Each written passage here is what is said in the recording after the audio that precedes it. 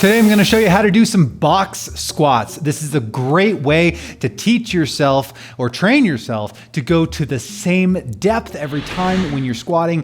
And a lot of you will find that that depth is deeper than you expected. And so it will help to push you along in your program and help to really solidify your range of motion and strength. Okay, now keep in mind, if you start doing box squats, you might have to drop the weight. If you're picking up weight when you're doing squats, please do drop some weight. In other words, don't pick up as much heavy stuff because you're going deeper and you need to get used to that first. Now let's learn about box squats. As the name suggests, for box squat, I would suggest having a box. But not everybody has a box and not every gym has a box. So you don't have to have a box.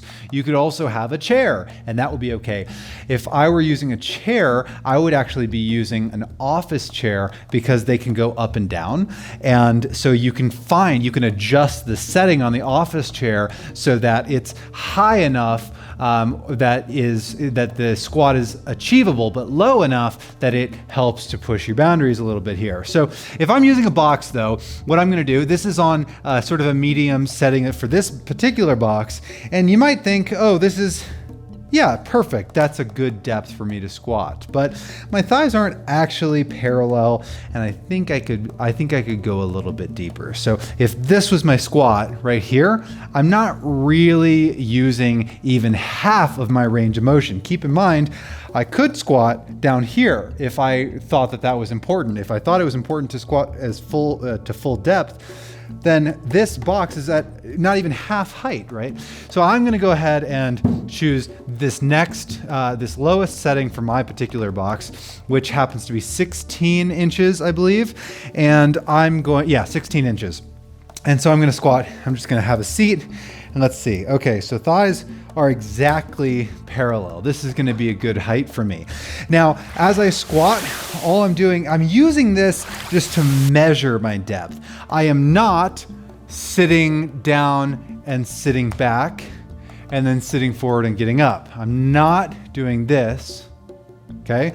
What we're doing instead is we're trying to pretend like the box isn't there. We do our normal squat, and just when the butt touches, come back up.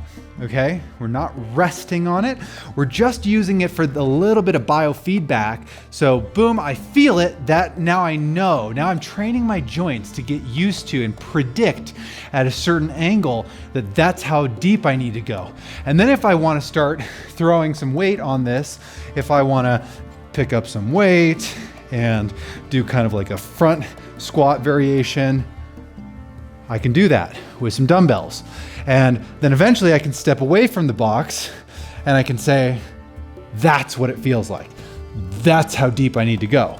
And then I don't need the box anymore. So the box functions sort of like training wheels to just get you used to a proper depth. So again, you're not sitting down and sitting back in it. You're using it as training wheels to get yourself used to depth. And you might, again, if you're used to picking up weight when you do this, just do it body weight at first and get used to it, because this might be deeper than you're going. You don't need to force yourself into depth, however, so you can also use the box as a way to measure your progress. So maybe I start off not being able to squat at all. And so I take the box and I put it on an extremely tall setting, or if you have an office chair, you raise it up, or you just, whatever, get creative, okay, but be safe. And I barely squat and then I come up.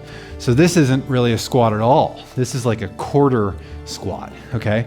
And I just get used to this. Maybe this is where you start and that's okay, right? And then this is a cool way to measure your progress, because you do this for weeks and weeks and weeks and you get really used to it, and eventually maybe your difficulties, your tightness, or your whatever other obstacles you have in the way of doing a full depth squat, maybe then you can change it and lower it a little bit. And okay, this is hard, but I can do it. And then weeks go by, months go by, and then you flip it down. Can I do this? Can I do this? Oh, it's a little tough, it's tight. Oh, but I think I can manage it.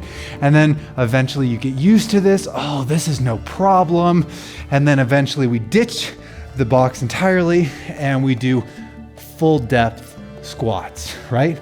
And maybe that's your way of measuring your progress. So I'm a big fan of tracking. Somehow get an objective measure of your progress over time, and boxes are a really great way to reinforce that and show you where you are honestly and help you as you progress. So thank you for watching. Go to my website if you want any help designing a program for your own fitness goals, and I'll see you next time. Like and subscribe. Peace.